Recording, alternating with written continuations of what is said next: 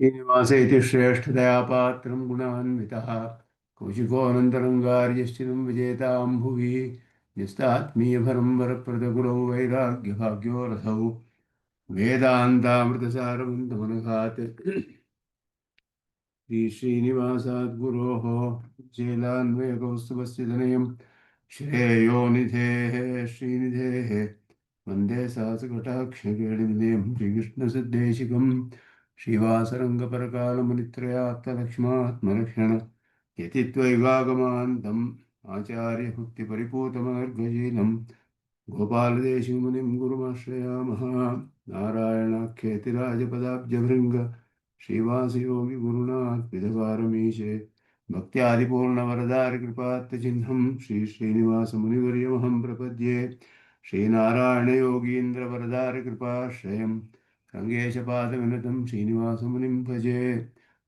श्रीमान् वेङ्कटनाथार्य कवितार्किककेसरी वेदान्ताचार्यवर्यो मे सन्निधत्तां सदा हृदि। यो नित्यमच्युतपदाम्बुजयुग्मरुक्मं व्यामोहतस्तरितराणि तृणाय मेने अस्मद्गुरोर्भगवतोऽस्य देकसिन्धो रामानुजस्य चरणौ शरणं प्रपद्ये। विगाहे यामुनं तीर्थं साधु वृन्दावने स्थितं निरस्तजिह्मगस्पर्शेऽत्र कृष्णकृतादरः नाथेन मुनिनाथेन भवेयं नाथवानहं यस्य नैगमिकं तत्त्वं हस्तामलकदाङ्गतं यस्य सारस्वतस्रोतो कुलामोदवासितं श्रुतीनां श्रमायालं शठारिं तमुपास्महे वन्दे वैकुण्ठसेनान्यं देवं सूत्रवती सकं यद्वेत्र शिखरस्पन्दे विश्वमेतद्व्यवस्थितं सह धर्मचरीं शौरेः सम्मन्त्रितजगद्धिताम् अनुग्रहमयीं वन्दे नित्यमज्ञातनिग्रहां कमप्याद्यं गुरुं वन्दे कमलाग्रहमेधिनं प्रवक्ता छन्दसां वक्ता पञ्चरात्रस्य स्वयं वसुदेवसुतं देवं कंसचाणूरमर्दनं देवकी परमानन्दं कृष्णं वन्दे जगद्गुरुं पार्थाय प्रतिबोधितां भगवता नारायणेन स्वयं व्यासेन ग्रथितां पुराणमुनिना मध्ये महाभारतम् अद्वैतामृतवर्षिणीं भगवतीमष्टादशाध्यायिनीम् अम्ब त्वामनुसन्दधामि भगवद्गीते भवद्वेषिणीं यत्पदाम्भोरुहध्यानविध्वस्ता शेषकल्मषः वस्तुताम् उपयातोऽहं यामुनेयं नमामि तम् इति परिवृतो यद्गीतानामुदर्शेदञ्जसा निगमपरिषन्नेदीयां संनिरामयमाशयं जननपदवी यातायातश्रमापहरां धियं जनेतु समे देवः श्रीमान् धनञ्जयसारथिः सन्तःसारण्यः चित्तस्तमः प्रवथिनीमिमां भजन्तु भगवद्गीताभाष्य तात्पर्यचन्द्रिकां श्रीमते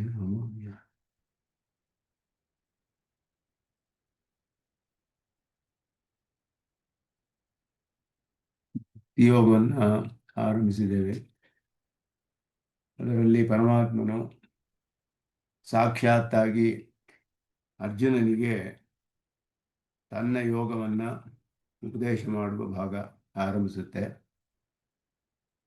ಆರಂಭದಲ್ಲಿಯೇ ಅಸಂಶಯಂ ಸಮಗ್ರಂ ಮಾಂ ಯಥಾ ಜ್ಞಾಸ್ಯಸಿ ತತ್ ಶೃಣು ಅಂತ ಆರಂಭಿಸಿ, ಯಾವ ಒಂದು ಸಂಶಯವೂ ಇಲ್ಲದೆ ನೀನು ಪೂರ್ಣವಾಗಿ ಸಮಗ್ರವಾಗಿ ನನ್ನನ್ನು ಪಡೆಯಲು ಎಷ್ಟು ತಿಳಿಯಬೇಕಾದ ವಿಷಯವೋ ಅಷ್ಟು ವಿಷಯವನ್ನು ಪೂರ್ಣವಾಗಿ ನಾನೇ ಉಪದೇಶ ಮಾಡ್ತೇನೆ ಅಂತ ಹೇಳಿ ಇಲ್ಲಿ ಅದ್ಭುತವಾಗಿ ಪರಮಾತ್ಮನು ಮಾಡುವ ಉಪದೇಶ. ಜ್ಞಾನಂ ತೇಹಂ ಸವಿಜ್ಞಾನಿದಂ ವಕ್ಷ್ಯಾಮಿ ಶೇಷತಃ ಯಜ್ಞಾತ್ವಾ ನೇಪೂಜ್ಯತೆ ಜ್ಞಾತವ್ಯಮವಶಿಷ್ಯತೆ. ಜ್ಞಾನಂ ತೇ ಅಹಂ ಸವಿಜ್ಞಾನಮಿದಂ ವಕ್ಷ್ಯಾಮಿ ಅಶೇಷತಃ ವಕ್ಷ್ಯಾಮಿ ಯಜ್ಞಾತ್ವಾ ನೇಹ ಭೂಯಃ ಅನ್ಯತ್ ಜ್ಞಾತವ್ಯಂ ನ ಅವಶಿಷ್ಯತೆ. ಬೇರೆ ಯಾವುದೂ ಇರೋದಿಲ್ಲ. ತಿಳಿಬೇಕಾದ ಎಷ್ಟು ವಿಷಯ ತಿಳಿಬೇಕೋ ಅದು ಪೂರ್ಣವಾಗಿ ಈ ಉಪದೇಶವನ್ನು ನೀನು ಕೇಳಿದ ಮೇಲೆ ಇದಕ್ಕೆ ಮೇಲೆ ನನ್ನ ವಿಷಯದಲ್ಲಿ ನನ್ನನ್ನು ಪಡೆಯಲು ತಿಳಿಯಬೇಕಾದ ವಿಷಯ ಇನ್ಯಾವುದೂ ಇಲ್ಲ. ಅದನ್ನು ಸಾಕ್ಷಾತ್ತಾಗಿ ನಾನೇ ನಿನಗೆ ಉಪದೇಶ ಮಾಡ್ತಾ ಇದ್ದೀನಿ, ಕೇಳು. ಹಿಂದಿನ ಶ್ಲೋಕದಲ್ಲಿ ಶೃಣು ಅಂತ ಹೇಳಿ ಅವನ ಅವಧಾನವನ್ನು ಗಮನವನ್ನು ತನ್ನ ಕಡೆ ಸೆಳೆದು ಕೃಷ್ಣ ಪರಮಾತ್ಮನು ಪರಮ ಕೃಪೆಯಿಂದ ಸಾಕ್ಷಾತ್ತಾಗಿ ತಾನೇ ಹೇಳ್ತಾ ಇರುವಂತಹ ಉಪದೇಶ. ಶೃಣು ಅಂತ ಹೇಳಿರೋದ್ರಿಂದ ಕಿವಿಗೆ ವಿಷಯವಾದದ್ದು, ಶ್ರೋತ್ರೇಂದ್ರಿಯಕ್ಕೆ ವಿಷಯ, ವಾಕ್ಯಗಳು ಅನ್ನು ತಿಳಿಯುತ್ತೆ. ವಕ್ಷ್ಯಾಮಿ ಅನ್ನೋದು ಹಾಗೆಯೇ, ಮಾತುಗಳಿಂದ ವಾಕ್ಯಾರ್ಥ ಜ್ಞಾನ ಇದನ್ನು ಉಪದೇಶಿಸಿದ ಮೇಲೆ ಆ ಜ್ಞಾನವನ್ನು ಉಪಾಸನೆ ಮಾಡಿ ಪರಮಾತ್ಮನನ್ನು ಪಡೆಯಬೇಕು. ಹೇಗೆ ಮಾಡಬೇಕು ಎಲ್ಲವನ್ನು ಪೂರ್ಣವಾಗಿ ತಿಳಿಸ್ತೇನೆ. ತಿಳಿಯಬೇಕಾದ ವಿಷಯ ಮೊದಲು ಸ್ಪಷ್ಟವಾಗಿ ತಿಳಿಯಬೇಕು. ಅದು ಉಪನಿಷತ್ತುಗಳಲ್ಲೆಲ್ಲ ಎಲ್ಲ ನೇರವಾಗಿ ಅಪೌರುಷೇಯವಾದ ಉಪನಿಷತ್ತಾದ್ದರಿಂದ ವೇದಗಳೆಲ್ಲ ಥರ್ಡ್ ಪರ್ಸನಲ್ಲಿ ಹೇಳುತ್ತೆ, ನೇರವಾಗಿ ಹೇಳೋದಿಲ್ಲ. ಸದೇವ ಸೌಮ್ಯದಮುಗ್ರ ಆಸೀದೇಕಮೇವ ದ್ವಿತೀಯಂ ಸತ್ ಶಬ್ದವಾಚ್ಯನಾದ ಒಬ್ಬ ಪರಮಾತ್ಮನಿದ್ದ, ಅವನೇ ಸೃಷ್ಟಿ ಮಾಡಿದವನು. ಬ್ರಹ್ಮವಾಯುಧಮಗ್ರ ಆಸೀತ್, ಆತ್ಮವಾಯುಧಮಗ್ರ ಆಸೀತ್. ಉಪನಿಷತ್ತು ನಮಗೆ ಪರಮಾತ್ಮನ ವಿಷಯವನ್ನು ಆತ್ಮ ಅಂತ ಒಬ್ಬ ಇದ್ದ, ಬ್ರಹ್ಮ ಅಂತ ಇದ್ದ, ಸತ್ ಶಬ್ದವಾಚ್ಯನಾದವನು ಇದ್ದ. ಅವನೇ ಜಗತ್ತಿನ ಸೃಷ್ಟಿ ಮಾಡಿದ, ಅವನೇ ಎಲ್ಲವನ್ನೂ ಧರಿಸಿರುವವನು, ಅವನೇ ನಿಯಾಮಕ ಎಲ್ಲದಕ್ಕೂ. ಈ ರೀತಿ ಅವನ ಪರಮಾತ್ಮನ ವಿಷಯವನ್ನು ಥರ್ಡ್ ಪರ್ಸನಲ್ಲಿ ಉಪನಿಷತ್ತು ಹೇಳುತ್ತೆ. ಇಲ್ಲಿ ವಿಶೇಷವೇನೆಂದರೆ ಕೃಷ್ಣ ಪರಮಾತ್ಮ ಸಾಕ್ಷಾತ್ ಪರಮಾತ್ಮನು ಅಹಂ ವಕ್ಷ್ಯಾಮಿ ಅಂತಾನೆ, ನಾನೇ ಹೇಳ್ತಾ ಇದ್ದೀನಿ ಕೇಳು. ಅದು ಉಪವೇದಗಳು ಹೇಳುವ ಮಾತೆ. ವೇದಾಂತದಲ್ಲಿ ಉದಿತವಾದ ಪರಮ ಪುರುಷಾರ್ಥ ಲಕ್ಷಣವಾದ ಮೋಕ್ಷದ ಉಪಾಯ ವೇದಾಂತೋದಿತವಾದದ್ದು, ಪರಮಾತ್ಮನನ್ನೇ ವಿಷಯವಾಗಿ ಉಳ್ಳದ್ದು. ಅಂತಹ ಭಕ್ತಿಯೋಗವನ್ನು ಪಾರ್ಥನನ್ನು ಮಹಾಭಾರತ ಯುದ್ಧವನ್ನು ಪ್ರೋತ್ಸಾಹನೆ ಮಾಡುವಂತಹ ಒಂದು ವ್ಯಾಜದಿಂದ ಕೃಷ್ಣ ಪರಮಾತ್ಮನು ಉಪದೇಶ ಮಾಡಿರೋದು ಅಂತ ಆರಂಭದಲ್ಲಿಯೇ ಭಗವತ್ ಭಾಷ್ಯಕಾರರು ಹೇಳಿದರು. ಮೊದಲ ವಾಕ್ಯದಲ್ಲಿ ಪಾಂಡುತನೆಯ ಯುದ್ಧ ಪ್ರೋತ್ಸಾಹನ ವ್ಯಾಜೇನ ಪರಮಪುರುಷಾರ್ಥ ಲಕ್ಷಣ ಮೋಕ್ಷಾಖ್ಯಂ ಮೋಕ್ಷೋಪಾಯತೆಯ ವೇದಾಂತೋದಿತಂ ಸ್ವವಿಷಯಂ ಭಕ್ತಿಯೋಗಂ ಅವತಾರಯಾಮಾಸ. ಆರಂಭದ ಒಂದು ದೊಡ್ಡ ವಾಕ್ಯದಲ್ಲಿ ಆ ಭಕ್ತಿಯೋಗವನ್ನು ಸಾಕ್ಷಾತ್ತಾಗಿ ಪರಮ ಕೃಪೆಯಿಂದ ನೇರವಾಗಿ ಪರಮಾತ್ಮನೇ ಅರ್ಜುನನಿಗೆ ಉಪದೇಶ ಅದನ್ನು ಆರಂಭಿಸ್ತಾ ಇರುವಂತಹ ಪ್ರಕರಣ. ಜ್ಞಾನಂ ಸವಿಜ್ಞಾನಂ, ಅದನ್ನು ಪೂರ್ಣವಾಗಿ ಅಸಂಶಯಂ ಸಮಗ್ರಂ ಮಾಂ ಯಥಾ ಜ್ಞಾಸ್ಯತಿ, ಯಾವ ಸಂಶಯವೂ ಇಲ್ಲದೆ ಪೂರ್ಣವಾಗಿ ನನ್ನ ವಿಷಯದಲ್ಲಿ ತಿಳಿಬಹುದು ಅಂತ ಹೇಳಿರೋದ್ರಿಂದ ಸಂಶಯವೇ ಇರಬಾರ್ದು ಅಂತ ಹೇಳಿದ್ರೆ ಸ್ವರೂಪ ನಿರೂಪಣೆ ಮಾಡಿದ ಮೇಲೆ ಅದರ ವಿಶೇಷಣಗಳನ್ನು ಪ್ರಕಾರಗಳನ್ನು ಎಲ್ಲವನ್ನೂ ತಿಳಿದ್ರೇ ಸಂಶಯವೆಲ್ಲ ಪರಿಹಾರವಾಗುತ್ತೆ. ಅಷ್ಟನ್ನು ನಾನು ಉಪದೇಶ ಮಾಡ್ತೇನೆ. ವಿಜ್ಞಾನ ಸವಿಹಿತವಾಗಿ ವಿಜ್ಞಾನದೊಡನೆ ಜ್ಞಾನವನ್ನು, ವಿಶೇಷವಾದ ಜ್ಞಾನವನ್ನು ಎಲ್ಲವನ್ನು ವಕ್ಷ್ಯಾಮಿ, ನಾನೇ ನಿನಗೆ ಉಪದೇಶ ಮಾಡ್ತೇನೆ. ಅದನ್ನು ತಿಳಿದ ಮೇಲೆ ಬೇರೆ ಏನು ತಿಳಿಬೇಕಾದ್ದಿಲ್ಲ ನಿನಗೆ ಅಂತ ಹೇಳುವ ಶ್ಲೋಕ. ಅಹಂ ತೇ ಮದ್ವಿಷಯಮಿದಂ ಜ್ಞಾನಂ, ನನ್ನನ್ನೇ ವಿಷಯವಾಗಿ ಉಳ್ಳಂತಹ ಈ ಜ್ಞಾನ. ಜ್ಞಾನಂ ಶೃಣು ಜ್ಞಾನಂ ವಕ್ಷ್ಯಾಮಿ ಅಂತ ಹೇಳಿದ್ರೆ ಜ್ಞಾನ ವಿಜ್ಞಾನಗಳೆಲ್ಲ ಬುದ್ಧಿಗೆ ವಿಷಯ. ಜ್ಞಾನವು ನಮಗೆ ಬುದ್ಧಿಯಲ್ಲಿ ತಾನೇ ತಿಳಿಯೋದು, ಬುದ್ಧಿಯಲ್ಲಿ ಜ್ಞಾನ ಬರುತ್ತೆ. ಆದರೆ ವಕ್ಷ್ಯಾಮಿ ಜ್ಞಾನವನ್ನೇ ಹೇಳ್ತೇನೆ ಅಂದರೆ ವಾಕ್ಯಗಳ ಮೂಲಕ ತಿಳಿಸ್ತೇನೆ.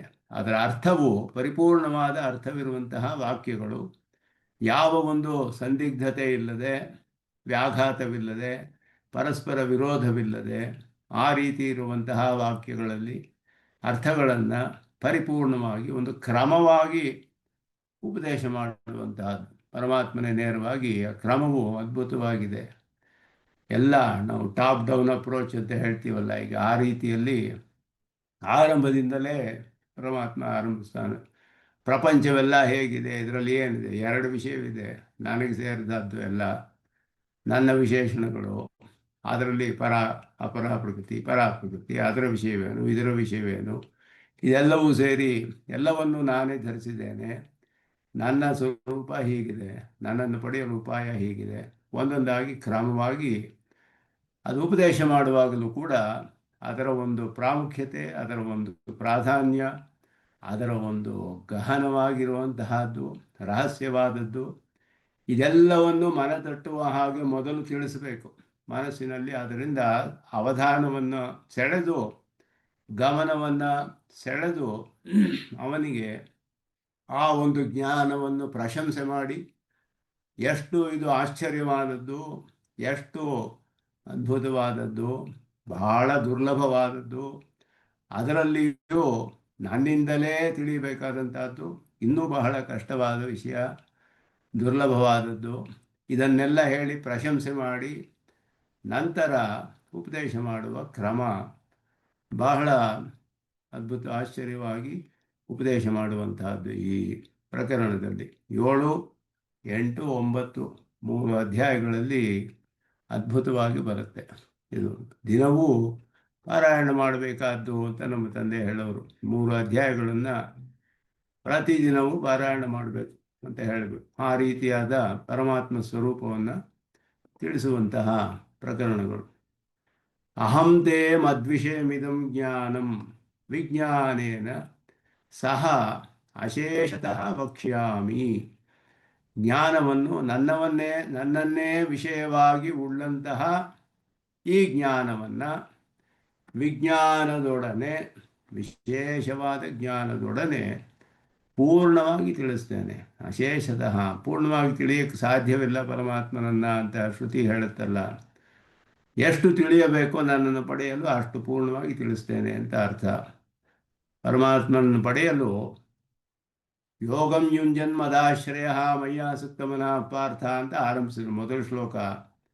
ಮಯ್ಯಾಸಕ್ತ ಮನಃ ಪಾರ್ಥ ಯೋಗಂ ಯುಂಜನ್ ಮದಾಶ್ರಯ ಅಸಂಶಯಂ ಸಮಗ್ರಂ ಮಾಂ ಯಥಾ ಜ್ಞಾಸ್ಯಸಿ ತಚ್ಛೃಣು. ಆದ್ದರಿಂದ ನನ್ನ ಯೋಗವನ್ನು ಆರಂಭಿಸಿದೆಯಲ್ಲ, ನನ್ನ ಯೋಗ ಆರಂಭಿಸುವುದಕ್ಕೆ ಎಷ್ಟು ಜ್ಞಾನ ಬೇಕೋ ನಿನಗೆ ಅಷ್ಟನ್ನು ಪೂರ್ಣವಾಗಿ, ಯಾವ ಸಂಶಯವೂ ಇಲ್ಲದೆ ವಿಶೇಷವಾದ ಜ್ಞಾನದೊಡನೆ ತಿಳಿಸ್ತೇನೆ ನಿನಗೆ. ವಿಶೇಷವಾದ ಜ್ಞಾನ ಅಂತ ಹೇಳಿದ್ರೆ ಏನರ್ಥ? ವಿಜ್ಞಾನಂ ವಿವಿಕ್ತಾಕಾರ ವಿಷಯಂ ಜ್ಞಾನಂ. ಹೇಗೆ ಎಲ್ಲದಕ್ಕಿಂತಲೂ ಬೇರೆಯಾಗಿದೆ ಇದು ಪರಮಾತ್ಮನ ವಿಷಯ, ಪರಮಾತ್ಮ ಸ್ವರೂಪ ಪ್ರಕಾರಗಳು, ಅದು ಹೇಗೆ ಸ್ಪಷ್ಟವಾಗಿ ವಿವಿಕ್ತವಾಗಿ ಎಲ್ಲಕ್ಕಿಂತಲೂ ಬೇರ್ಪಡಿಸಿ ಇದರ ಒಂದು ವಿಶೇಷವನ್ನು, ಪ್ರಕಾರಗಳನ್ನು, ಅದರ ಆಕಾರಗಳನ್ನು ಸ್ಪಷ್ಟವಾಗಿ ಇದು ಹೀಗೆ, ಇದು ಹೀಗಿದೆ, ಇದು ಹೀಗಿದೆ ಸ್ಪಷ್ಟವಾಗಿ ತಿಳಿಸುವಂತಹ ಜ್ಞಾನ, ಅದು ವಿಶೇಷವಾದ ಜ್ಞಾನ. ಹಂಗಾದರೆ ಏನರ್ಥ? ವಿವಿಕ್ತಾಕಾರ ವಿಷಯ ಜ್ಞಾನ ಅಂತ ಹೇಳಿದ್ರೆ ವಿವರಿಸ್ತಾರೆ ಭಾಷ್ಯಕಾರರು. ಯಥಾ ಅಹಂ, ಹೇಗೆ ವಿವಿಕ್ತವಾಗಿರುವಂಥದ್ದು ಇದು, ಹೇಗೆ ನಾನು ಮದ್ವ್ಯತಿರಿಕ್ತಾತ್, ನನಕ್ಕಿಂತ ಬೇರೆಯಾದ, ಎಲ್ಲಕ್ಕಿಂತಲೂ ಸಮಸ್ತ ವಸ್ತುಜಾತಾತ್, ಇರುವುದೇ 3 ಪದಾರ್ಥಗಳು, ಚಿತ್ ಅಚಿತ್ ಪರಮಾತ್ಮ. ಈ ಚಿತ್ ಅಚಿತ್ ಸಮಸ್ತವಾದ ಚೇತನಾಚೇತನ ಪದಾರ್ಥಗಳು ಯಾವುದಿದೆಯೋ ಅದು ಎಲ್ಲಕ್ಕಿಂತಲೂ ಬೇರೆಯಾದಂತಹ ನನ್ನ ವಿಷಯ ಹೇಗೆ ಬೇರೆಯಾಗಿದೆ? ನಿಖಿಲೆಯ ಪ್ರತಿನಿಕತೆಯ, ಇದು ಮೊದಲು ಪ್ರಧಾನವಾದ. ಚೇತನ ಚಿದಚಿದ್ ವಸ್ತುಗಳಿಗೆಲ್ಲ ದೋಷ ಇದೆ. ಚಿದಚಿದ್ ವಸ್ತುಗಳಿಗೆಲ್ಲ ದೋಷವಿರುವುದರಿಂದ ಇದರ ಯಾವ ದೋಷವೂ ಇಲ್ಲದಂತಹವನು, ಮತ್ತೊಬ್ಬರ ದೋಷವನ್ನು ಹೋಗಲಾಡಿಸುವಂತಹ ಪರಿಶುದ್ಧತೆ ಇರುವ ಅಂತಹ ದೋಷರಾಹಿತ್ಯ, ಅಂತಹ ನಿಖಿಲಹೇಯ ಪ್ರತ್ಯನೀಕತೆಯ, ದೋಷಕ್ಕೆ ವಿರುದ್ಧವಾದ ಸ್ವರೂಪ.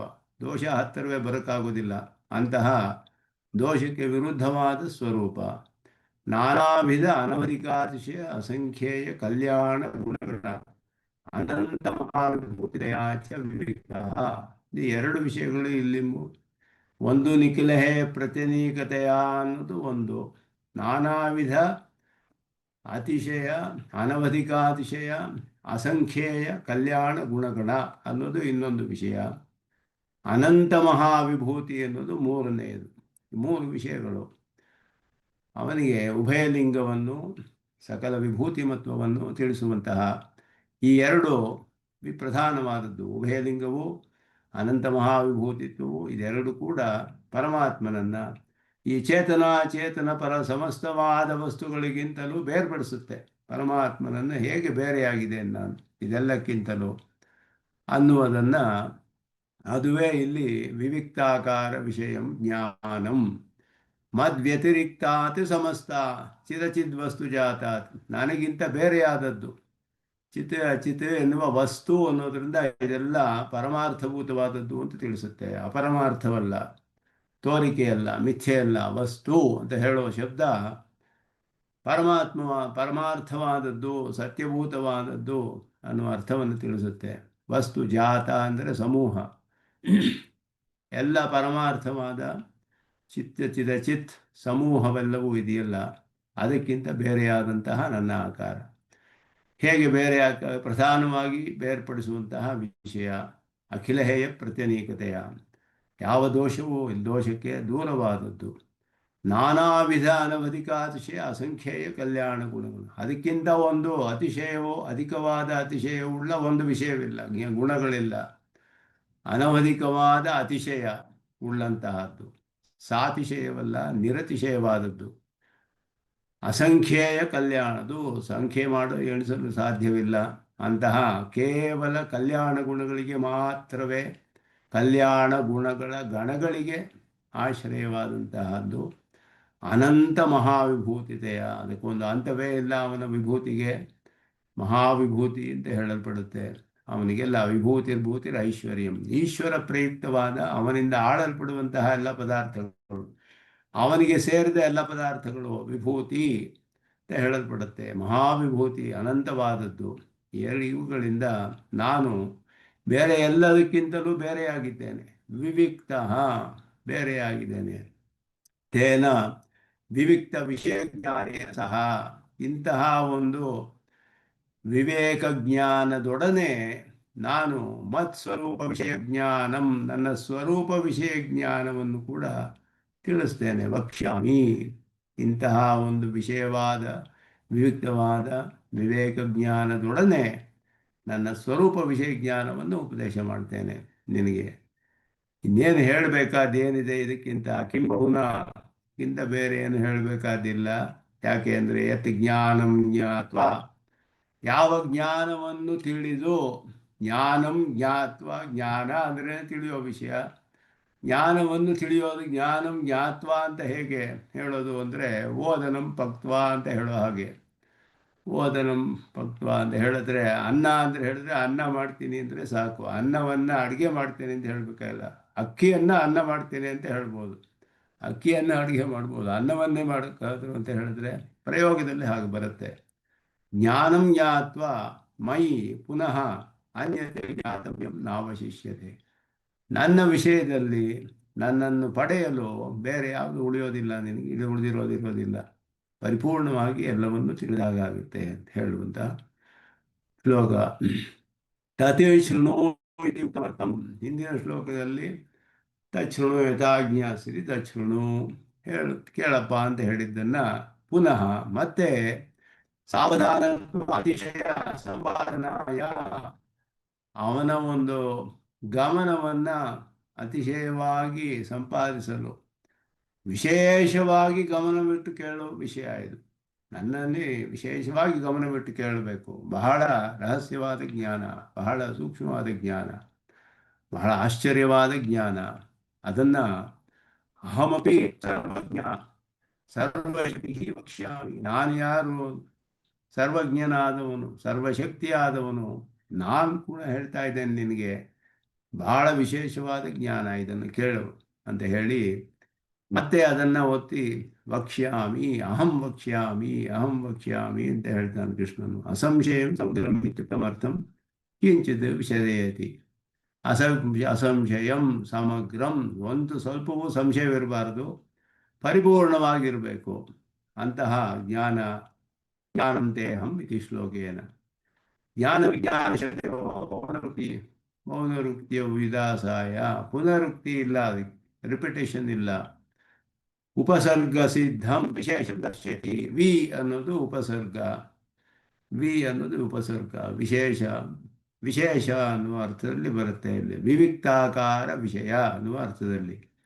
ವಿಜ್ಞಾನಂ ಅಂದರೆ ವಿವಿಕ್ತವಾದ, ವಿವಿಕ್ತ ಅಂದರೆ ಡಿಸ್ಕ್ರಿಮಿನೇಟರಿ ನಾಲೆಡ್ಜ್, ಸಪರೇಟ್ ಮಾಡಿ ತಿಳಿಯೋದು, ಯಾವುದು ಸರಿ ಯಾವುದು ಸರಿ ಇಲ್ಲ, ಯಾವುದು ಧರ್ಮ ಅಧರ್ಮ, ಯಾವುದು ಜ್ಞಾನ ಯಾವುದು ಅಜ್ಞಾನ, ಯಾವುದು ಮಾಡಬೇಕು ಯಾವುದು ಮಾಡಬಾರ್ದು, ಯಾವುದು ನಿತ್ಯ ಯಾವುದು ಅನಿತ್ಯ, ಹೀಗೆ ಒಂದೊಂದು ಬೇರ್ಪಡಿಸಿ ತಿಳಿಯುವಂತಹದ್ದು.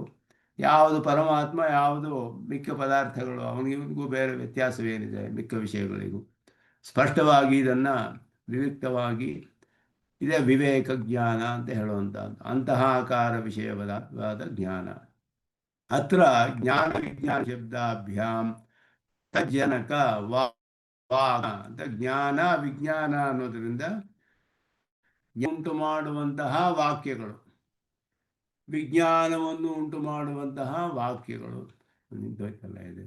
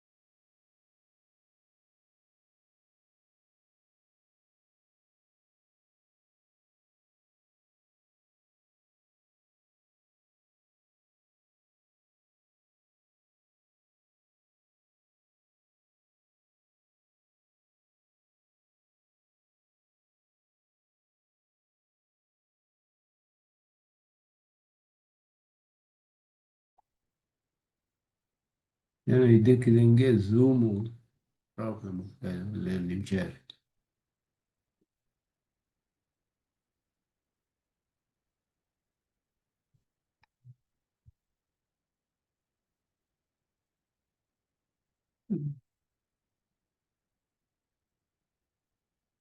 ಕೇಳ್ತಾ ಇದೆಯಾ ನಾ ಹೇಳೋದು?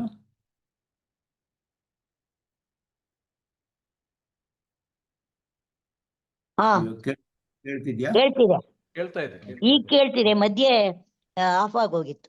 ಅದೇನೋ Blank. ಝೂಮೇ ಕಟ್ ಹಾ ಆಗೋಯ್ತು. Something happen. ಈಗ ಕೇಳ್ತೀರಿ? ಸರಿ ಈಗ ಸರಿ, ಕೇಳ್ತಿದೆ, ಕಂಟಿನ್ಯೂ ಈಗ ಮಾಡಿ, ಕೇಳುತ್ತೆ. ಕಂಟಿನ್ಯೂ ಮಾಡಿ.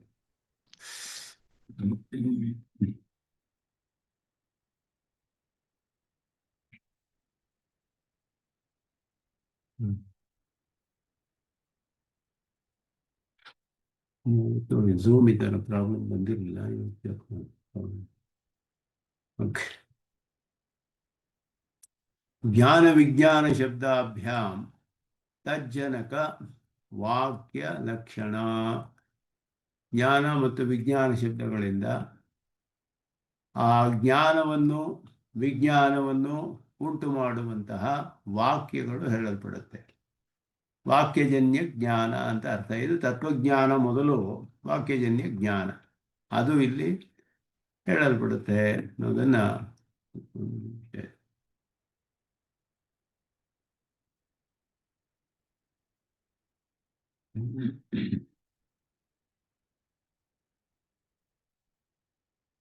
ಜ್ಞಾನವನ್ನು ವಿಜ್ಞಾನವನ್ನು ಉಂಟು ಮಾಡುವಂತಹ ವಾಕ್ಯಗಳು, ಅದರಲ್ಲಿ ಉಪದೇಶ ಮಾಡ್ತೇನೆ.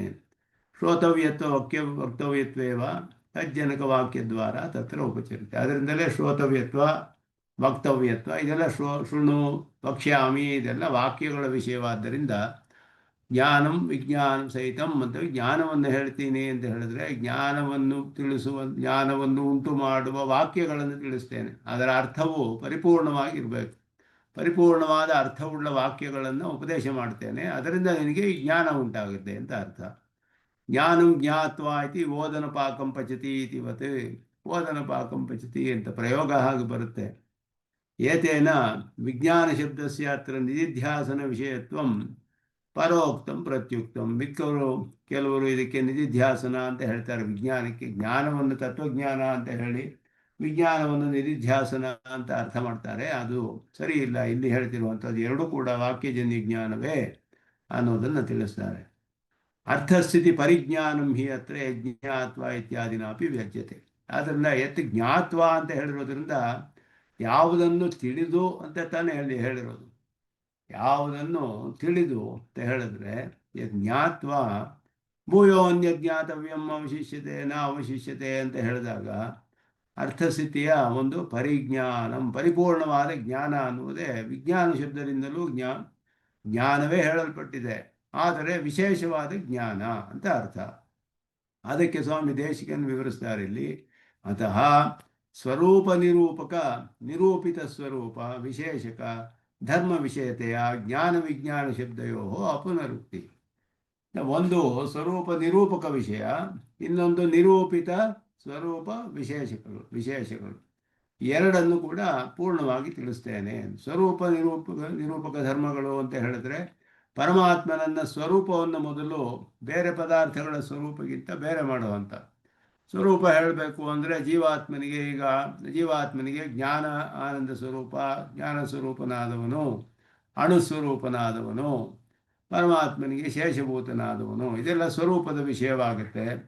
ವಿಶೇಷ ಅವನಿಗೆ ಸ್ವರೂಪ ನಿರೂಪಿತ ವಿಶೇಷಗಳು ಅಂತ ಹೇಳಿದ್ರೆ ಅವನಿಗೆಲ್ಲ ಆತ್ಮಗುಣಗಳಿದೆ, ಅವನಿಗೆ ಬೇರೆ ಕರ್ಮಗಳನ್ನೆಲ್ಲ ಮಾಡ್ತಾನೆ, ಎಲ್ಲ ಬೇರೆ ಎಲ್ಲ ಕೆಲಸಗಳು ಏನೇನು ಮಾಡ್ತಾನೋ ಅದೆಲ್ಲ ಅವನ ದೇಹಾದಿ ಶರೀರಗಳು ಸಂಬಂಧ ಬರುತ್ತೆ, ಇದೆಲ್ಲ ಬರುತ್ತೆ. ಮುಕ್ತನಾಗ್ತಾನೆ, ಕೈಂಕರ್ಯ ಮಾಡ್ತಾನೆ. ನಿರೂಪಿತ ಸ್ವರೂಪ ವಿಶೇಷಣಗಳು ಅದೆಲ್ಲ ಸ್ವರೂಪವನ್ನು ಮೊದಲು ಬೇರೆ ತಿಳಿದು ಬಿಡಬೇಕು. ಜೀವಾತ್ಮ ಅಂದರೆ ಏನು ಸ್ವರೂಪ, ಅದು ಎಲ್ಲರಿಗೂ, ಎಲ್ಲ ಜೀವಾತ್ಮರಿಗೂ ಒಂದೇ ಆಗಿರಬೇಕು. ಮುಕ್ತರಿಗೋ, ನಿತ್ಯರಿಗೋ, ಬದ್ಧರಿಗೋ ಎಲ್ಲರಿಗೂ. ನಿರೂಪಿತ ಸ್ವರೂಪ ವಿಶೇಷಗಳು ಬೇರೆ ಬೇರೆ ಆಗಿರುತ್ತೆ. ಆದ್ದರಿಂದ ಅದು ಸ್ವರೂಪವನ್ನು ತಿಳಿದ ಮೇಲೆ ಅದಕ್ಕೆ ಮೇಲೆ ಬರುವ ವಿಷಯಗಳು. ಹಾಗೆಯೇ ಪ್ರಕೃತಿಗೂ ಹಾಗೆಯೇ ತ್ರಿಗುಣಾತ್ಮಕವಾದದ್ದೇ ಅದರ ಸ್ವರೂಪ. ಯಾವಾಗಲೂ ಅದು ಪರಿಣಾಮ ಹೊಂದುತ್ತಾ ಇರುತ್ತೆ, ತ್ರಿಗುಣಾತ್ಮಕವಾದದ್ದು.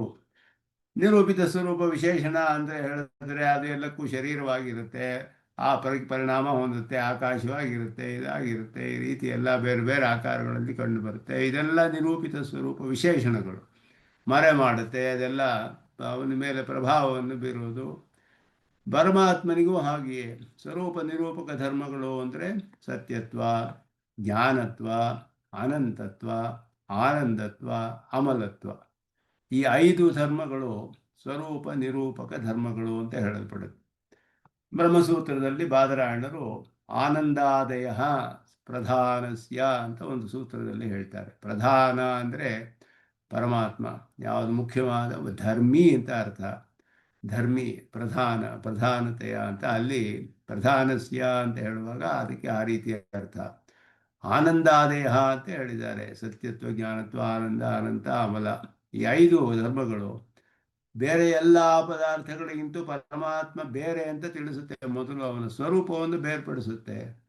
ಆ ಸ್ವರೂಪಕ್ಕೆ ಅವನಿಗೆ ಬೇಕಾದಷ್ಟು ವಿಶೇಷಣಗಳಿದೆ. ಅದೆಲ್ಲ ನಿತ್ಯವಾದ ವಿಶೇಷಣಗಳೇ. ಆದರೂ ಕೆಲವು ವಿಶೇಷಣಗಳು ಅನಿತ್ಯವಾಗಿಯೂ ಇರಬಹುದು. ಕೆಲವು ಅವನಿಗೆ ಕೆಲವು ಸತಿ ಕೋಪ ಬರುತ್ತೆ, ಪರಮಾತ್ಮನಿಗೆ ನಿತ್ಯವಾಗಿ ಇರೋದಿಲ್ಲ ಕೋಪ ಅವನಿಗೆ. ಕೆಲವು ಸಮಯದಲ್ಲಿ ಬರ್ಬೋದು, ಕೆಲವು ಸಮಯದಲ್ಲಿ ಬರದೇ ಇರಬಹುದು. ವಾತ್ಸಲ್ಯ, ಸೌಲಭ್ಯ, ಸೌಂದರ್ಯ, ಸೌಶೀಲ್ಯ ಇದೆಲ್ಲ ಕೂಡ ನಿರೂಪಿತ ಸ್ವರೂಪ ವಿಶೇಷಣಗಳು. ಎಲ್ಲ ಧರ್ಮಗಳನ್ನು ಕೂಡ ಪರಿಪೂರ್ಣವಾಗಿ ನಾನು ನಿನಗೆ ತಿಳಿಸ್ತೇನೆ. ಸ್ವರೂಪ ನಿರೂಪಕ, ನಿರೂಪಿತ ಸ್ವರೂಪ, ವಿಶೇಷಕ ಧರ್ಮ ವಿಷಯತೆಯ ಇದೆಲ್ಲವನ್ನು ಕೂಡ ಜ್ಞಾನ ವಿಜ್ಞಾನ ಶಬ್ದಯೋ ಜ್ಞಾನ ಮತ್ತು ವಿಜ್ಞಾನ ಶಬ್ದಗಳಿಂದ ಹೇಳಲ್ಪಡುತ್ತೆ. ಇದರಿಂದ ನಾನು ಎಲ್ಲವನ್ನು ತಿಳಿಸ್ತೇನೆ. ಆದ್ದರಿಂದ ಇಲ್ಲಿ ಉಭಯಲಿಂಗತೆಯ ಉಭಯ ವಿಭೂತಿ ವಿಶಿಷ್ಟತೆಯ ಈ ಎರಡು ವಿಷಯಗಳು ಇಲ್ಲಿ ಚವಕ್ಷ್ಯಮಾಣಂ ವಿವಿಕ್ತತ್ವಂ ಯಥಾಹಂ.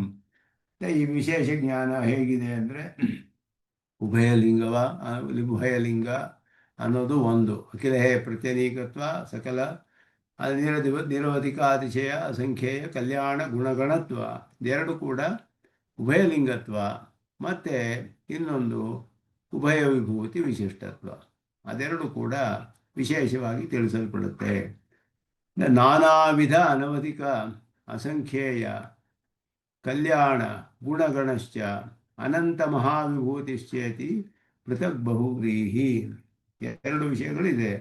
ನಾನಾ ವಿಧವಾದ ಅನವಧಿಕಾಶಿ ಅಸಂಖ್ಯೇಯ ಕಲ್ಯಾಣ ಗುಣಗಣ ಅನ್ನೋದು ಒಂದು ವಾಕ್ಯದಲ್ಲಿ ಇಲ್ಲಿ ಹೇಳಿದ್ರು ಭಾಷ್ಯಕಾರರು, ನಾನಾ ವಿಧ ಅನವಧಿಕಾರ್ಷಿ ಅಸಂಖ್ಯೇಯ ಕಲ್ಯಾಣ ಗುಣಗಣ ಅನಂತ ಮಹಾವಿಭೂತಿತೆಯ ಅಂತ ಹೇಳಿ ಒಂದು ಸಮಸ್ತ ಪದವನ್ನು ಹಾಕಿದ್ದಾರೆ. ಇದನ್ನು ಬೇರ್ಪಡಿಸ್ಕೋಬೇಕು. ನಾನಾ ವಿಧ ಅನವಧಿಕಾರ್ಷಿ ಅಸಂಖ್ಯೇಯ ಕಲ್ಯಾಣ ಗುಣಗಣ ಅನ್ನೋದು ಒಂದು ಭಾಗ, ಅನಂತ ಮಹಾವಿಭೂತಿ ಅನ್ನೋದು ಒಂದು ಭಾಗ. ಎರಡು ಕೂಡ ಬೇರೆ ಬೇರೆಯಾಗಿ ನಾನಾ ವಿಧ ಅನವಧಿಕ ಅತಿಶಯ ಅಸಂಖ್ಯೇಯ ಕಲ್ಯಾಣ ಗುಣಗಣ ಯಸ್ಯ ಸಹ ಅನ್ನೋದು ಒಂದು, ಅನಂತ ಮಹಾವಿಭೂತಿಮತ್ವಂ ಯಸ್ಯ ಸಹ ಅನ್ನೋದು ಇನ್ನೊಂದು. ಈ ರೀತಿ ಎರಡು ವಿಧವಾಗಿ ಎರಡು ಬಹುವ್ರೀಹಿ ಸಮಾಸಗಳನ್ನು ಮಾಡಬೇಕು ಅಂತ ಪೃಥಕ್ ಬಹುವ್ರೀಹಿ, ಎರಡು ಬಹುವ್ರೀಹಿ ಎರಡನ್ನು ಸೇರಿಸಿ ಒಂದು ಸಮಸ್ಪದವಾಗಿ ಮಾಡಿದ್ದಾರೆ. ಇದೆರಡು ಕೂಡ ನಾನಾ ವಿಧ ಅನವಧಿಕ ಅಸಂಖ್ಯೇಯ ಕಲ್ಯಾಣ ಗುಣಶ್ಚ ಅನಂತ ಮಹಾವಿಭೂತಿಶ್ಚ ಯಸ್ಯ ಸಹ, ಎರಡು ಸೇರಿ ವಿಭೂತಿತೆಯ ವಿವಿಕ್ತ, ಎರಡರಿಂದಲೂ ವಿವಿಕ್ತನಾದವನು. ಜ್ಞಾನಂತು ವಿಜ್ಞಾನ ಗುಣೋಪಪನ್ನಂ ಕರ್ಮ ಅಶುಭಂ ಪಶ್ಯತಿ ವರ್ಜನೀಯಂ. ಇದು ಮಹಾಭಾರತದ ಮೋಕ್ಷ ಧರ್ಮದ ಶ್ಲೋಕ ಇಲ್ಲಿ ಬರುವಂತಹದ್ದು. ಇಲ್ಲಿ ಕೊಟ್ಟಿರೋ ರೆಫರೆನ್ಸು 199:17 ಅಂತ ಕೊಟ್ಟಿದ್ದಾರೆ, ಇಲ್ಲಿ 119:17. ಆದರೆ ಅದು ನನ್ನ ಪಾಠದಲ್ಲಿ ಆ ರೀತಿ ಇಲ್ಲ, ಇದು 201:16 ಅಂತ ಇದೆ. ಬೇಕಾದರೆ ಯಾರಾದರೂ ರೆಫರ್ ಮಾಡೋರು ನೋಟ್ ಮಾಡ್ಕೋಬೋದು. 201:16 ಮಹಾಭಾರತದ ಶಾಂತಿ ಪರ್ವದಲ್ಲಿ ಬರುವಂತಹದ್ದು ಮೋಕ್ಷ ಧರ್ಮ. ಅಲ್ಲಿ 201:16 ಅಲ್ಲಿ ಈ ಶ್ಲೋಕ ಕಂಡು ಬರುತ್ತೆ. ಸ್ವೇನಾತ್ಮನ ಚಕ್ಷುರಿವ ಪ್ರಣೇತ ನಿಶಾತ್ಯಯೇ ತಮಸಾ ಸಂವೃತಾತ್ಮ ಹೇಳಿ ಅದು ಆರಂಭಿಸುತ್ತೆ. ಜ್ಞಾನಂತು ವಿಜ್ಞಾನ ಗುಣೇನ ಯುಕ್ತಂ ಕರ್ಮ ಶುಭಂ ಪಶ್ಯತಿ ವರ್ಜನೀಯಂ ಅಂತ. ವಿಜ್ಞಾನ ಗುಣೇನ ಯುಕ್ತಂ ಅಂತ ಪಾಠ, ಇಲ್ಲಿ ಗುಣೋಪಪನ್ನಂ ಅಂತ ಒಂದು ಪಾಠ. ಜ್ಞಾನವು ಗುಣದೊಡನೆ ಸೇರಿದಾಗ ಅದು ಅಶುಭವಾದ ಕರ್ಮಗಳನ್ನೆಲ್ಲ ತಿಳಿಯುತ್ತೆ. ಅಂದರೆ ವಿಜ್ಞಾನ ಅನ್ನೋದು ವಿಶೇಷವಾದ ಜ್ಞಾನವನ್ನು ತಿಳಿಸುತ್ತೆ. ಹಾಗೆಯೇ ಇಲ್ಲಿಯೂ ವಿಜ್ಞಾನ ಶಬ್ದಕ್ಕೆ ಇದು ಯಾಕೆ ಉದಾಹರಿಸಿದ್ದಾರೆ ಅಂತ ಹೇಳಿದ್ರೆ, ಏತದೇವ ವಿವಕ್ಷಿತಂ ಈ ರೀತಿಯೇ ಹೇಳಲ್ಪಟ್ಟಿದೆ ಅಂತ ಹೇಳಿದ್ರೆ, ಕೆಲವರು ಬೇರೆ ಭಾಷೆಗಳಲ್ಲಿ ನಿಧಿಧ್ಯಾಸನ ಅನ್ನೋ ಅರ್ಥ ಮಾಡಿದ್ದಾರೆ. ಆ ಅರ್ಥವಲ್ಲ. ವಿಜ್ಞಾನ ಶಬ್ದವು ವಿಶೇಷವಾದ ಜ್ಞಾನವನ್ನೇ ತಿಳಿಸುತ್ತೆ. ಆದ್ದರಿಂದ ಇಲ್ಲಿ ಎರಡೂ ಕೂಡ ವಾಕ್ಯಜನ್ಯ ಜ್ಞಾನವೇ ಉಪದಿಷ್ಟವಾಗ್ತಾ ಇರುವಂತಹದ್ದು. ಶ್ರವಣ ವದನ ಎರಡು ವಕ್ಷ್ಯ ಶೃಣು ವಕ್ಷ್ಯಾಮಿ ಅಂತ ಹೇಳಿದ ವಚನ ಎರಡು ಕೂಡ ಹೇಳಿರೋದ್ರಿಂದ ಕೇಳು ನಾನು ಹೇಳ್ತೇನೆ. ಎರಡು ವಿಷಯವಾದ ಜ್ಞಾನವೂ ಕೂಡ ಜ್ಞಾನಂ ವಿಜ್ಞಾನಂ ಎರಡು ಸೇರಿ ಎರಡು ಕೂಡ ವಾಕ್ಯಜನ್ಯ ಜ್ಞಾನ. ವಾಕ್ಯವೇ ಅಲ್ಲಿ ವಾಕ್ಯ, ಅದರಿಂದ ಉಂಟಾಗುವ ಅದನ್ನು ಉಂಟು ಮಾಡುವ ವಾಕ್ಯಗಳನ್ನು ಉಪದೇಶ ಮಾಡ್ತೇನೆ. ಆದ್ದರಿಂದ ಇದಕ್ಕೆ ಮಹಾಭಾರತದ ಒಂದು ಪ್ರಮಾಣವನ್ನು ತೋರಿಸ್ತಾರೆ. ಅಲ್ಲಿಯೂ ವಿಜ್ಞಾನ ಶಬ್ದಕ್ಕೆ ಈ ರೀತಿಯ ಅರ್ಥವಿದೆ, ಅದಕ್ಕೆ ಅನುಗುಣವಾಗಿ ಅರ್ಥ ಮಾಡಬೇಕು. ಅತಿಶಯಿತ ವಿಷಯ ಜ್ಞಾನಸ್ಯ ಅನ್ಯ ಅನಾದರ ಹೇತುತ್ವಾತೆ. ಆದ್ದರಿಂದ ಇಲ್ಲಿ ಮಿಕ್ಕಿದ್ದೆಲ್ಲವನ್ನು ಅನಾದರಣೆ ಮಾಡುತ್ತೆ. ಅತಿಶಯವಾದ ವಿಷಯ ಜ್ಞಾನವು ಮಿಕ್ಕದ್ದನ್ನೆಲ್ಲ ಅದು ಅನಾದರ ಮಾಡುತ್ತೆ, ಅನ್ಯ ಅನಾದರಕ್ಕೆ ಕಾರಣವಾಗುತ್ತೆ. ಹೇಳಿದ್ರೆ ಆದರವನ್ನು ಉಂಟು ಮಾಡುತ್ತೆ. ಅತಿಶಯವಾದ ವಿಷಯ ಜ್ಞಾನ ಅದು ಮಿಕ್ಕಿದ್ದೆಲ್ಲ ಹೇಗೆ ಕೆಳಮಟ್ಟದ್ದು, ಇದು ಅತಿಶಯವಾದದ್ದು, ಅದನ್ನು ತಿಳಿಸುತ್ತೆ. ಅಶೇಷತಃ ಇತ್ಯೇತಸ್ಯೈವ ವಿವರಣಂ ಜ್ಞಾನ ಪ್ರಶಂಸಾರೂಪಂ ಚ ಉತ್ತರಾರ್ಧಂ ಕಿಂ ಬಹುನ. ಅಶೇಷತಃ ಅಂತ ಹೇಳಿದ್ರು, ವಕ್ಷ್ಯಾಮಿ ಅಶೇಷತಃ, ಪರಿಪೂರ್ಣವಾಗಿ ಹೇಳ್ತೇನೆ ನಾನು. ವಕ್ಷ್ಯಾಮಿ ಅಶೇಷತಃ, ಅಶೇಷತಃ ಅಂತ ಹೇಳಿದ್ರೆ ಏನರ್ಥ, ಯಾವುದು ಉಳಿದೇ ಇರೋ ಹಾಗೆ ಅಂತ, ಶೇಷವೇ ಇರಬಾರ್ದು ಹಾಗೆ. ಇದು ತಿಳಿದ ಮೇಲೆ ಬೇರೆ ಏನು ತಿಳಿಬೇಕಾದಿಲ್ಲಪ್ಪ ನಿನಗೆ. ಆದ್ದರಿಂದ ಅಶೇಷತಃ ಅನ್ನೋದ್ರದ ಒಂದು ಪ್ರಶಂಸೆ ಥರ ಪ್ರಶಂಸೆಯನ್ನು ಮಾಡುತ್ತೆ. ಹೇಗೆ ಅಶೇಷವಾಗಿ ಹೇಳ್ತೇನೆ, ಇಷ್ಟು ತಿಳಿದ್ರೆ ಸಾಕು, ಇದಕ್ಕೆ ಮೇಲೆ ತಿಳಿಬೇಕಾದಿಲ್ಲ. ಇಹ ಭೂಯ ಇತ್ಯಸ್ಯ ಅರ್ಥಃ ಮಯಿ ಪುನಃ. ಸ್ವಾಮಿ ದೇಶಿಕನ್ ಬಹಳ ಸ್ಪಷ್ಟವಾಗಿ ತಿಳಿಸ್ತಾರೆ ಶ್ಲೋಕದಲ್ಲಿ. ಈ ಶಬ್ದಗಳು ಸಂಸ್ಕೃತದಲ್ಲಿ ಹೇಗೆ ಬರುತ್ತೆ ಅಂದರೆ, ಯಾಕೋ ಇವತ್ತು ಸ್ವಲ್ಪ ಝೂಮ್ ಏನೋ ಪ್ರಾಬ್ಲಮ್ ಕೊಡ್ತಾ ಇದೆ, ಯಾಕೆ ತಿಳಿದಿಲ್ಲ.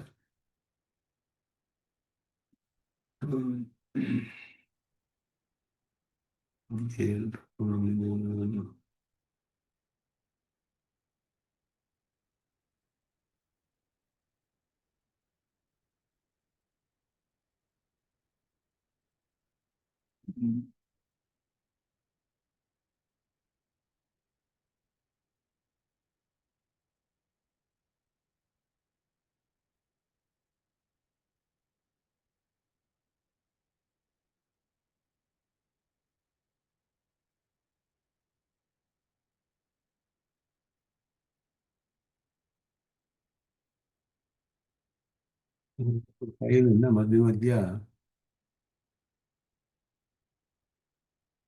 ಬ್ಲ್ಯಾಂಕ್ ಆಗ್ತಾ ಇದೆ ಈ ಅಪ್ಲಿಕೇಶನ್ ಅಲ್ಲಿ.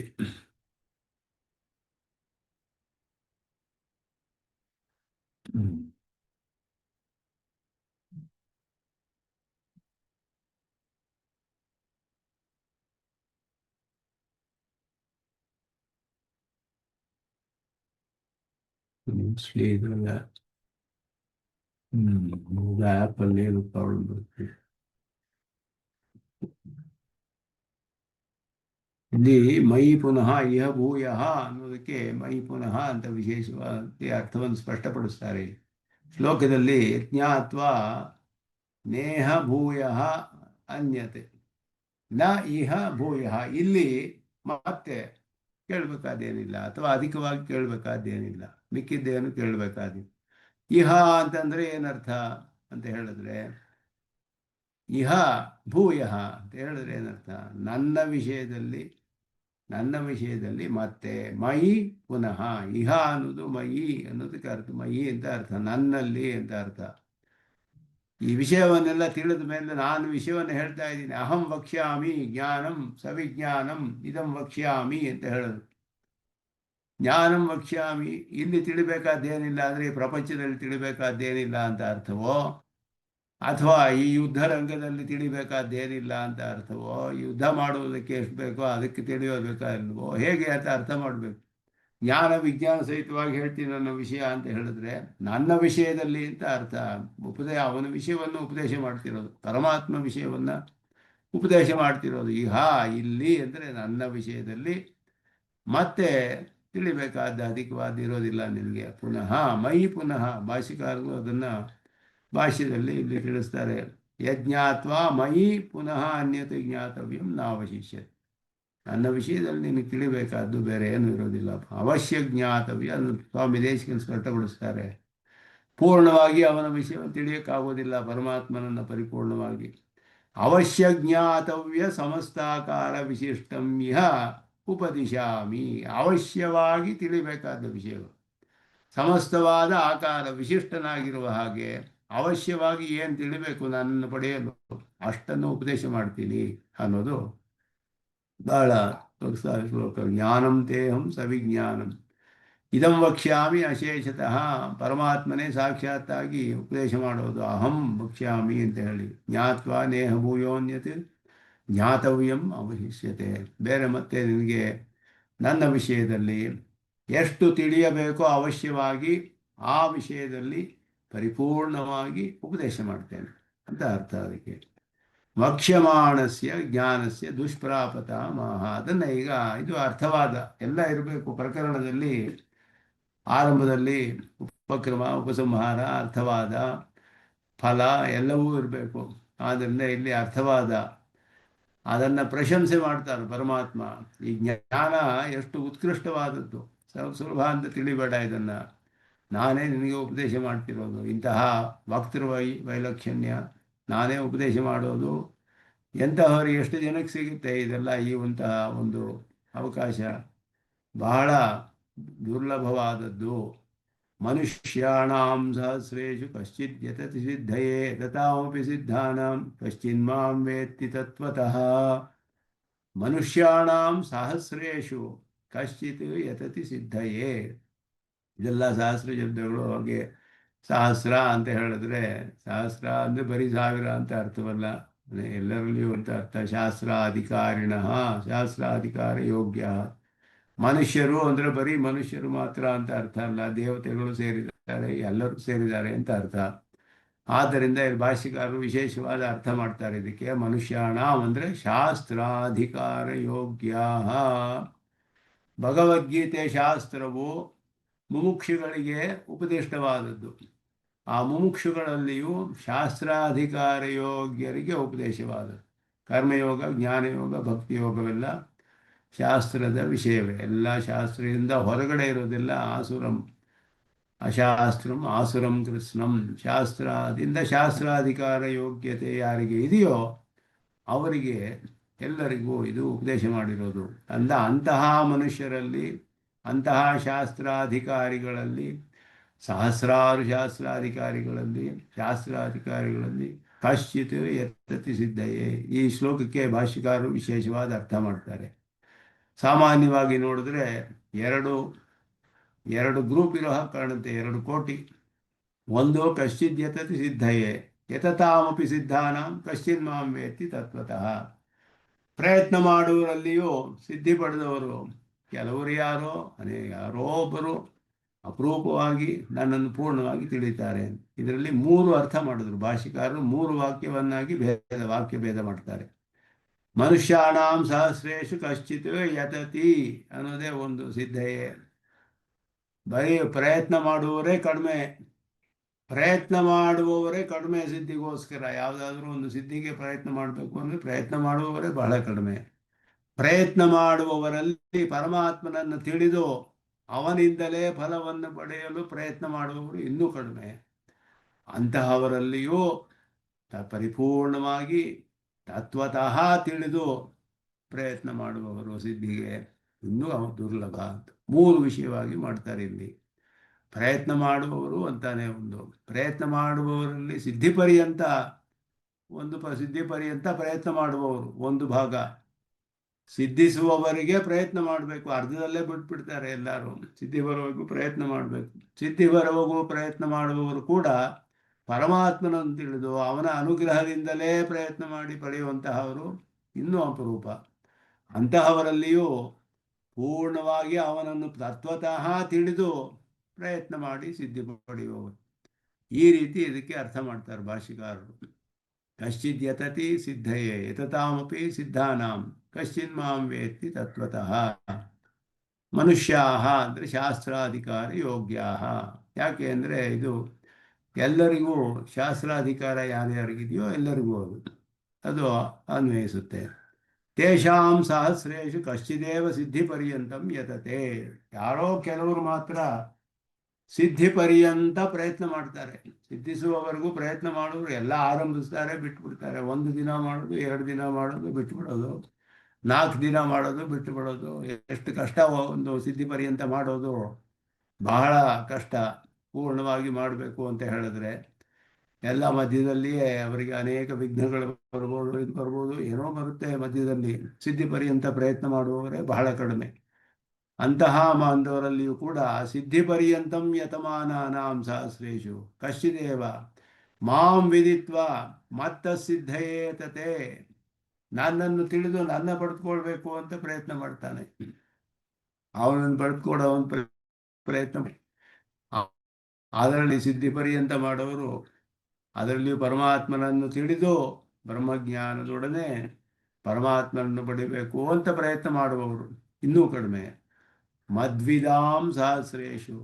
ವಿದ್ ಅಂದರೆ ಜ್ಞಾನ, ನನ್ನನ್ನು ತಿಳಿದವರಲ್ಲಿಯೂ ಅಂತ ಅರ್ಥ. ಮದ್ವಿದಾಂ ಚಿಕ್ಕದಾಯಲ್ಲಿ ಅಲ್ಪ ಪ್ರಾಣ. ವಿದ ಅಂದರೆ ಜ್ಞಾನ. ಮದ್ವಿದಾಂ ನನ್ನನ್ನು ತಿಳಿದವರಲ್ಲಿಯೂ ಕೂಡ ಸಹಸ್ರೇಷು ಕಶ್ಚಿದೇವ ಸಾವಿರಾರು ಜನರಲ್ಲಿ ಯಾರೋ ಒಬ್ಬನು ತತ್ವತಃ ಯಥಾವಸ್ಥಿತಂ ಮಾಂ ವೇತ್ತಿ, ನಾನು ಹೇಗೆ ಇದ್ದೇನೋ ಹಾಗೆ ತಿಳಿತಾನೆ. ತತ್ವತಃ ನಾನು ಹೇಗೆ ಇದ್ದೇನೋ ನನ್ನ ಸ್ವರೂಪವನ್ನು ಜ್ಞಾನ ವಿಜ್ಞಾನದೊಡನೆ ಹೇಗಿದ್ದೀನೋ ಅದನ್ನು ತಿಳಿಯೋನು ಇನ್ನೂ ಅಪರೂಪವಾದವನು. ಹಂಗಾದ್ರೆ ಏನರ್ಥ? ಸುಮ್ಮನೆ ನಕಶ್ಚಿತ್ ಈತ ಅಭಿಪ್ರಾಯ, ಯಾರೂ ಇಲ್ಲಪ್ಪ. ಭಾಷಿಕಾರರು ಹೇಳಿದ್ರು ಯಾರು ಈ ಥರ ಮಾಡೋರಿಲ್ಲ ಅಂತ ಹೇಳಿದ್ರೆ ಬಹಳ ದುರ್ಲಭ ಅನ್ನುವ ಅರ್ಥ ಬರುತ್ತೆ ಇಲ್ಲಿ. ಸ ಮಹಾತ್ಮ ಸುದುರ್ಲಭ, ಕೃಷ್ಣನೇ ಹೇಳ್ತಾನೆ. ಸ ಮಹಾತ್ಮ ಸುದುರ್ಲಭ, ಮುಂದೆ ಹೇಳ್ತಾನೆ ಅದನ್ನ. ಮಾಂ ತು ವೇದನ ಕಶ್ಚನ, ಈ ಪ್ರಾಬ್ಲಮ್ ಆ್ಯಪ್ ಏನೋ ಪ್ರಾಬ್ಲಮ್ ಕೊಡ್ತಾ ಇದೆ. ಮಾಂ ತು ವೇದನ ಕಶ್ಚನ ಇತಿ ವಕ್ಷ್ಯತೆ, ನನ್ನನ್ನು ಯಾರು ತಿಳಿಯೋದಿಲ್ಲಪ್ಪ.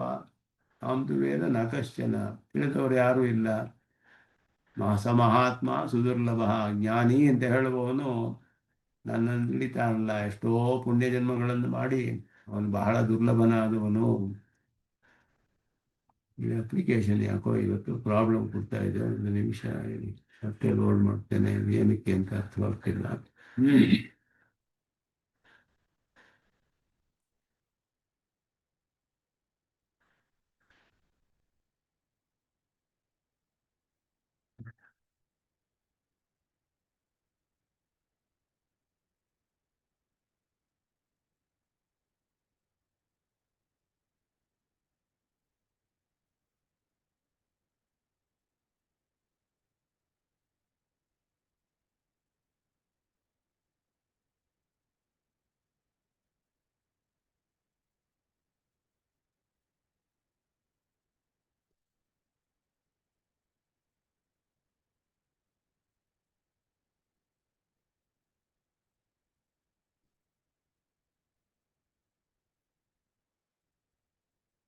ಅಪ್ಡೇಟ್ ಆಗಿದೆ ಅಂತ ಕಾಣುತ್ತೆ. ಇಲ್ಲ, ಇದು ವಿಂಡೋಸ್ ಏನೋ ಅಪ್ಡೇಟ್ ಆಗಿದೆ, ಅದರಿಂದ ಏನೋ ಪ್ರಾಬ್ಲಮ್ ಬರ್ತಾ ಇದೆ.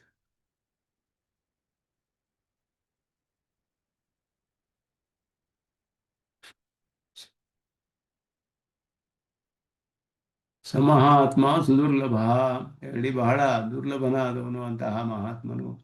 ಮಾಂತು ವೇದನ ಕಶ್ಚಯ, ಇದೆಲ್ಲ ಮುಂದೆ ಹೇಳುವಕ್ಕೆ ಅದಕ್ಕೆ ಅನುಗುಣವಾಗಿ ಅರ್ಥವನ್ನು ಇಲ್ಲಿ ಯಥಾವಸ್ಥಿತಂ ತತ್ವತಃ ಮಾಂ ಕಶ್ಚಿದೇವ ವೇತ್ತಿ, ನನ್ನನ್ನು ತಿಳಿದವರಲ್ಲಿಯೂ ಕೂಡ ಯಥಾವಸ್ಥಿತವಾಗಿ ಜ್ಞಾನವನ್ನು ಪಡೆದುಕೊಳ್ಳುವವರು ಬಹಳ ಅಪರೂಪ ಅನ್ನುವ ಅರ್ಥ. ನ ಕಶ್ಚಿತ್ ಇತಿ ಅಭಿಪ್ರಾಯ.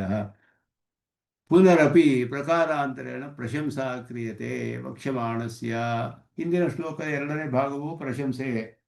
ಅದನ್ನು ತಿಳಿದ ಮೇಲೆ ಬೇರೆ ಏನು ತಿಳಿಬೇಕಾದಿಲ್ಲ ಅಂತ ಹೇಳಿದ್ರೆ ಅದು ಅಂತಹ ಉತ್ಕೃಷ್ಟವಾದ ಜ್ಞಾನ. ಇದಕ್ಕಿಂತ ಬೇರೆ ಒಂದು ಜ್ಞಾನವಿಲ್ಲ, ಅದಕ್ಕಿಂತ ಮೇಲೆ ಯಾವುದು ತಿಳಿದ್ರೆ ಬೇರೆ ತಿಳಿಬೇಕಾದ್ದು ಏನು ಉಳಿಯೋದಿಲ್ಲ ಅಂತ ಹೇಳಿದ್ರಿಂದ ಅದು ಕೂಡ ಪ್ರಶಂಸಾ ರೂಪ. 2ನೇ ಭಾಗ ಹಿಂದಿನ ಶ್ಲೋಕದ ಉತ್ತರಾರ್ಧವೂ ಕೂಡ ಪ್ರಶಂಸಾ ರೂಪವೇ ಆ ಜ್ಞಾನದ್ದು.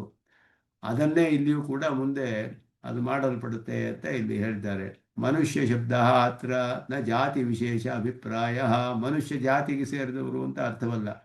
ಮನುಷ್ಯಾಣಾಂ ಸಹಸ್ರೇಶು ಅಂತ ಹೇಳಿದ್ರೆ ಮನುಷ್ಯ ಜಾತಿಗೆ ಅಲ್ಲ. ಯಾಕೆ ಅಂದರೆ ದೇವಾದೀನಾಮಪಿ ಅಧಿಕಾರಸ್ಯ ಶಾರೀರಕ್ಕೆ ಸಮರ್ಥಿತತ್ವಾತಿ. ಶಾರೀರಿಕದಲ್ಲಿ ಬ್ರಹ್ಮಸೂತ್ರದಲ್ಲಿ ಬಾದರಾಯಣರು ಹೇಳಿದ್ರು ಮನುಷ್ಯರಿಗೆ ಮಾತ್ರ ಅಲ್ಲ ಅಧಿಕಾರವಿರೋದು, ಮನುಷ್ಯಾಧಿಕಾರತ್ವಾತ್ ಅಂತ ಅಲ್ಲಿ ಪ್ರಮಿತಾಧಿಕರಣ ಅಂತ ಒಂದು ಅಧಿಕರಣ ಬರುತ್ತೆ. ಅಂಗುಷ್ಟ ಮಾತ್ರ ಪುರುಷ ಮಧ್ಯಾತ್ಮ ನಿಧಿಷ್ಠತಿ ಅಂತ ಉಪನಿಷತ್ ವಿಷಯವಾಕ್ಯ. ಅಲ್ಲಿ ಹೇಳುವಾಗ ಪರಮಾತ್ಮನಿಗೆ ಅಂಗುಷ್ಠ ಅಂತ ಹೇಳಿದೆ, ಹೆಬ್ಬೆರಳು ಅಂತ ಹೇಳಿ ಹೆಬ್ಬೆರಳಿನ ಪ್ರಮಾಣ ಅವನಿಗೆ ಹೇಳಲ್ಪಟ್ಟಿದೆ. ಹೆಬ್ಬೆರಳಿನ ಪ್ರಮಾಣ ಉಳ್ಳವನು ಹೃದಯದಲ್ಲಿ ಇದ್ದಾನೆ ಪರಮಾತ್ಮ. ಅಂಗುಷ್ಟ ಮಾತ್ರ ಪುರುಷ ಮಧ್ಯಾತ್ಮ ನಿಧಿಷ್ಠತಿ ಅಂತ ಹೇಳಿಬಿಟ್ಟು ಆ ಹೆಬ್ಬೆರಳ ಪ್ರಮಾಣವುಳ್ಳ ಪರಮಾತ್ಮ ಈಶಾನಃ ಭೂತಭೂಯಸ್ಯ, ಹಿಂದೆ ಆಗಿದ್ದು ಮುಂದೆ ಆಗಿ ಎಲ್ಲವನ್ನು ಆಳುವವನು ಅಂತ ಹೇಳಿ ಪರಮಾತ್ಮನ ಅಸಾಧಾರಣವಾದ ಧರ್ಮ. ಆದರೆ ಅಂಗುಷ್ಟ ಶಬ್ದ ಬಂದುಬಿಡ್ತು ಅಲ್ಲಿ. ಹೆಬ್ಬೆರಳು ಅಂತ ಬಂದಿದ್ದರಿಂದ ಮನುಷ್ಯರಿಗೆ ತಾನೇ ಇರೋದು ಶರೀರ, ಅಂಗುಷ್ಟ ಇರೋದು ಯಾರಿಗೆ? ಮನುಷ್ಯರಿಗೆ. ಆದ್ದರಿಂದ ಮನುಷ್ಯಾಧಿಕಾರತ್ವ ಅಂತ ಹೇಳಿ ಮನುಷ್ಯರಿಗೆ ಜೀವಾತ್ಮನ ಯಾಕೆ ಹೇಳಬಾರ್ದು ಅಂತೆಲ್ಲ ಹಾಕಿ ಪೂರ್ವಪಕ್ಷ ಹೇಳಿದಾಗ ಮನುಷ್ಯರಿಗೆ ಮಾತ್ರವೇ ಶಾಸ್ತ್ರಾಧಿಕಾರವಿದೆ, ಮನುಷ್ಯಾಧಿಕಾರ ಶಾಸ್ತ್ರವಿದೆ ಅಂತ ದೇವತೆಗಳಿಗೆ ನೀವು ಉಪಾಸನೆ ಮಾಡೋಕ್ಕೆ ಅಂತ ಪ್ರಶ್ನೆ ಬರುತ್ತೆ. ದೇವತೆಗಳಿಗೆ ಉಪಾಸನೆ ಇದೆಯೋ ಇಲ್ವೋ ಅಂತ ಹೇಳಿದಾಗ ತದುಪರಿ ಅಪಿ ಬಾದರಾಯಣ ಸಂಭವಾತ್ ಅಂತ ಸೂತ್ರದಲ್ಲಿ ದೇವತೆಗಳಿಗೂ ಕೂಡ ಅಧಿಕಾರವಿದೆ. ಅರ್ಥಿತ್ವ ಸಾಮರ್ಥ್ಯ ಎರಡು ಇದ್ದರೆ ಉಪಾಸನೆ ಮಾಡ್ಬೋದು. ಅರ್ಥಿತ್ವ ಇರಬೇಕು, ಯಾವುದೇ ಕರ್ಮವನ್ನು ಫಲವನ್ನು ಪಡೆಯೋದಕ್ಕೆ ಆಸೆ ಇರಬೇಕು, ಅವನಿಗೆ ಪ್ರಯೋಜನ ಇದರಿಂದ ಇದು ಬೇಕು ಅನ್ನುವಂತಹ ಒಂದು ಆಸೆ ಇದ್ರೇ ಪ್ರಯತ್ನ ಪಡ್ತಾನೆ ಮನುಷ್ಯ. ಯಾರೇ ಆದರೂ ಅಷ್ಟೇನೆ, ದೇವತೆಗಳಿಗೂ ಅರ್ಥಿತ್ವವಿದೆ.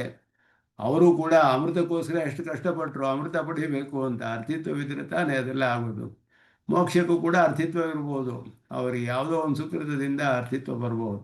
ಅರ್ಥಿತ್ವ ಅಂದರೆ ಅದಕ್ಕೆ ಪ್ರಯೋಜನ, ಅದರ ಫಲವನ್ನು ಪಡೆಯಲು ಆಸೆ ಇರಬೇಕು. ಅದು ಮೊದಲ ವಿಷಯ.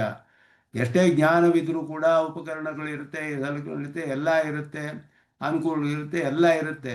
ಆಸೆ ಇಲ್ಲದೆ ಹೋದರೆ ಯಾರು ಏನು ಮಾಡೋದಿಲ್ಲ ಕೆಲಸವನ್ನು.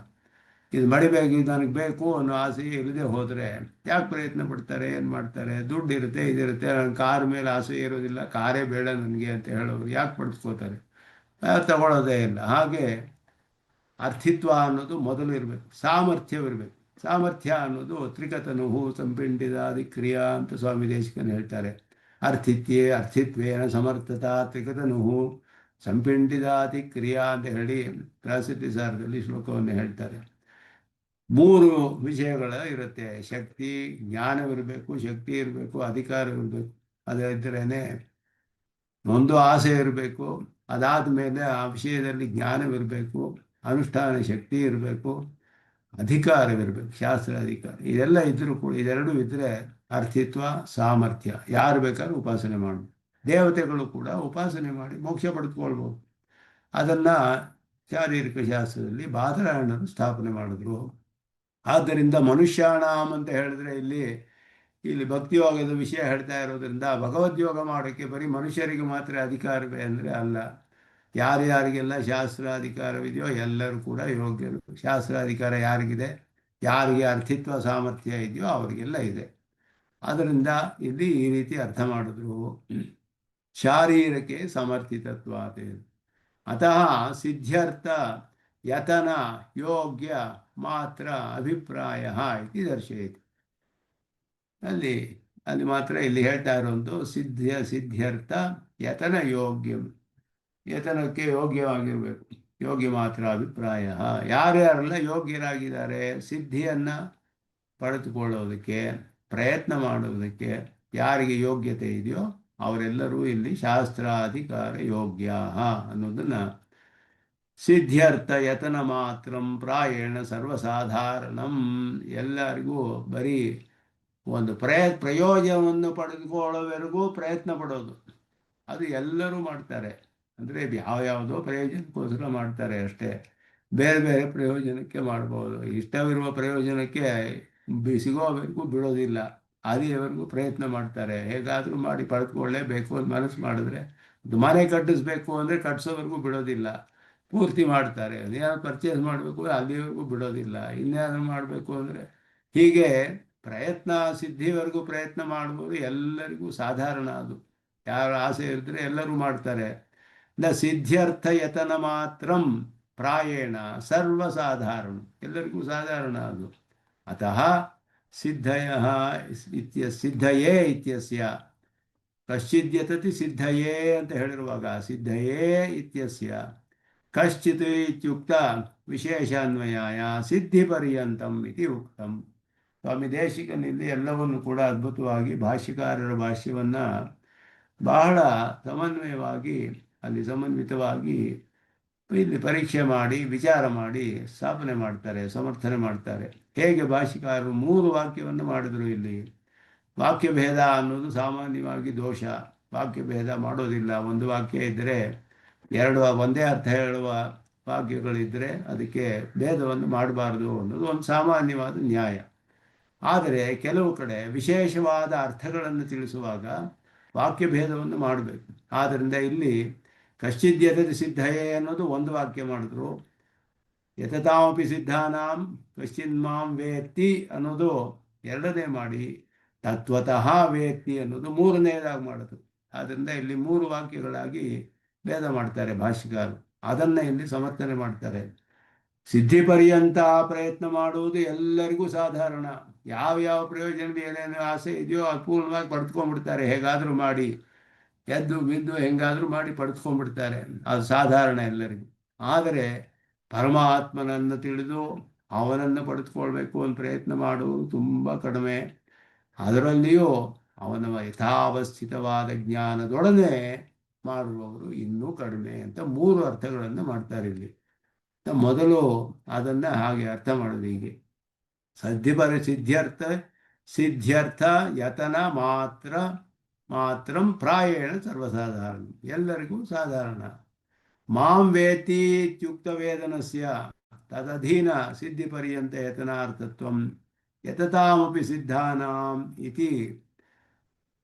ಸಿದ್ಧಾನಾಮಿತಿ ಅನುವಾದೇನ ಅಭಿಪ್ರೇತಂ ಇತ್ಯಾಹ ಮಾಂ ವಿದಿತ್ವಾ ಮತ್ತ ಸಿದ್ಧಯೇ ಯತತೆ ಅಂತ ಹೇಳಿ. ಇಲ್ಲಿ ಯತತಾಮಪಿ ಸಿದ್ಧಾನಾಂ ಕಶ್ಚಿನ್ ಮಾಂ ವೇತ್ತಿ, ನನ್ನನ್ನು ತಿಳಿತಾನೆ ಯಾರೋ ಒಬ್ಬನು. ಪ್ರಯತ್ನ ಮಾಡಿ ಸಿದ್ಧಿಪರ್ಯಂತ ಪ್ರಯತ್ನ ಮಾಡುವವರಲ್ಲಿಯೂ ಕೂಡ ಯಾರೋ ಒಬ್ಬನು ನನ್ನನ್ನು ತಿಳಿತಾನೆ ಅಂತ ಹೇಳೋದ್ರಿಂದಲೇ ಆ ವೇದನ ಇದೆಯಲ್ಲ, ಮಾಂ ವೇತ್ತಿ ಅಂತ ಹೇಳೋದು ತದಧೀನ ಸಿದ್ಧಿ ಪರ್ಯಂತ ಯತನಾರ್ಥತ್ವಂ, ಪರಮಾತ್ಮನಿಗೆ ಅಧೀನವಾದ ಸಿದ್ಧಿಯವರೆಗೂ ಪ್ರಯತ್ನ ಮಾಡ್ತಾನೆ ಅನ್ನೋದು ಅದರಲ್ಲಿಯೇ ವ್ಯಂಗ್ಯವಾಗುತ್ತೆ, ತಿಳಿಯುತ್ತೆ ಅದರಲ್ಲಿ. ಯತತಾಮಪಿ ಸಿದ್ಧಾನಾಂ ಇತಿ ಅನುವಾದೇನ ಅಭಿಪ್ರೇತಂ. ಯತತಾಮಪಿ ಸಿದ್ಧಾನಾಂ ಅನ್ನೋದು ಹಿಂದೆ ಹೇಳಿದ್ದನ್ನೇ ಮತ್ತೆ ಯತತಿ ಸಿದ್ಧಯೇ ಅನ್ನೋದರ ರಿಪಿಟೇಷನ್. ಯತತಾಮಪಿ ಸಿದ್ಧಾನಾಂ ಅದನ್ನೇ ಅನುವಾದ ಮಾಡಿ ಕಶ್ಚಿನ್ ಮಾಂ ವೇತ್ತಿ ಅಂತ ಹೇಳುವಾಗ, ನನ್ನ ಜ್ಞಾನದಿಂದ ಅಂತ ಹೇಳಿದ್ರೆ ನನ್ನ ಅಧೀನದಲ್ಲಿಯೇ ನನ್ನನ್ನೇ ತಿಳಿಯಲು ಅನ್ನೋದು ತಿಳಿಯುತ್ತೆ ಸ್ಪಷ್ಟವಾಗಿ ಅನ್ನೋದನ್ನ ಇಲ್ಲಿ ತಿಳಿಸ್ತಾರೆ. ಮತ್ತ ಸಿದ್ಧಯೇ ಯತತೆ, ಮಾಂ ವಿದಿತ್ವ ಮತ್ತ ಸಿದ್ಧಯೇ ಯತತೆ, ನನ್ನಿಂದಲೇ ಸಿದ್ಧಿ ಪಡೆಯಲು ಪಡೆದುಕೋತಾನವನು. ಮತ್ತಃ ಅಂದರೆ ನನ್ನಿಂದ ಅಂತ ಅರ್ಥ. ನನ್ನನ್ನು ತಿಳಿದು ನನ್ನ ಅನುಗ್ರಹದಿಂದಲೇ ಸಿದ್ಧಿಯನ್ನು ಪಡೆಯಲು ಪ್ರಯತ್ನ ಪಡ್ತಾನೆ ಅಂತ ಅರ್ಥ. ಪ್ರಾಪ್ಯಸ್ಯೈವ ಪ್ರಾಪಕತ್ವಾದಿಕಮಿಹ ತತ್ವಂ, ಇನ್ನು ಕೆಲವರು ಅಪರೂಪರಾದವರು, ಅತ್ಯಂತ ಅಪರೂಪ. ಯಾರು ಅಂದರೆ ಪರಮಾತ್ಮನೇ ಪ್ರಾಪ್ಯ, ಪರಮಾತ್ಮನೇ ಪ್ರಾಪಕ. ಇದೆರಡನ್ನು ತಿಳಿದು ಪ್ರಯತ್ನ ಮಾಡಿ ಅವನನ್ನು ಪಡೆಯುತ್ತಾರೆ. ಅದು ತತ್ವಜ್ಞಾನ ಅಂತ ಹೇಳೋದು. ತತ್ವತಃ ವೇತ್ತಿ ಪ್ರಾಪ್ಯಸ್ಯೈವ ಪ್ರಾಪಕತ್ವಂ, ಅವನೇ ಪ್ರಾಪ್ಯ, ಅವನೇ ಪ್ರಾಪ್ಯ. ಇದು ಅಲ್ಟಿಮೇಟ್, ಇದುವೇ ಎಲ್ಲಕ್ಕಿಂತಲೂ ಅತ್ಯಧಿಕವಾದ ಜ್ಞಾನ, ಅದು ತತ್ವಜ್ಞಾನ. ಅದನ್ನು ಆ ರೀತಿ ಜ್ಞಾನದಿಂದ ತಿಳಿದು ಸಿದ್ಧಿ ಪರ್ಯಂತ ಮಾಡುವುದು ಇನ್ನೂ ಕಡಿಮೆ ಅನ್ನೋದು. ತತ್ವತಃ ಇತಿ ವಿಶಿಷ್ಟಂ ವೇದನಂ ಸಾಮಾನ್ಯತೋಪಿ ವೇದನ ಮಾತ್ರೇ ಸತ್ಯೇವ ಹಿ ಭವತಿ. ಅತಃ ಯತತಾಮಪಿ ಸಿದ್ಧಾನಾಂ ಕಶ್ಚಿನ್ ಮಾಂ ವೇತಿ ಮದ್ವಿದೇಶು ಕಶ್ಚಿನ್ ಮಾಂ ತತ್ವತಃ ವೇತಿ ಇತಿ ವಾಕ್ಯದ್ವಯಂ ವಿವಕ್ಷಿತಂ ಸಿದ್ಧಿಪರ್ಯಂತಂ ಯತತಾನಾಂ ಇತ್ಯಾದಿ ವಾಕ್ಯಭೇದ ಮಾಡಿದ್ದಾರೆ ಭಾಷಿಕಾರರು. ತತ್ವತಃ ವೇತ್ತಿ ಅನ್ನೋದು ಬೇರೆ, ತತ್ವತಃ ವೇತ್ತಿ. ಅವನು ತತ್ವತಃ ತಿಳಿಬೇಕಾದ್ರೆ ಮೊದಲು ಸಾಮಾನ್ಯ ಜ್ಞಾನವಿರಬೇಕು ಅವನಿಗೆ. ಆದ್ದರಿಂದ ಮಾಂ ವೇತ್ತಿ ಅನ್ನೋದು ಸಾಮಾನ್ಯ ಜ್ಞಾನವನ್ನು ತಿಳಿಸುತ್ತೆ. ಪರಮಾತ್ಮನನ್ನು ತಿಳಿದು ಅವನಿಂದಲೇ, ಅವನ ಅನುಗ್ರಹದಿಂದಲೇ ಪಡೆದುಕೊಳ್ಬೇಕು ಅಂತ ಮಾಡುವವರು. ಆರ್ಥ, ಜಿಜ್ಞಾಸು ಇವರೆಲ್ಲ ಹಾಗೆಯೇನೆ ಪರಮಾತ್ಮನನ್ನು ತಿಳಿದಿದ್ದಾರೆ, ಅವನ ಅನುಗ್ರಹದಿಂದಲೇ ಪಡೀತಾರೆ.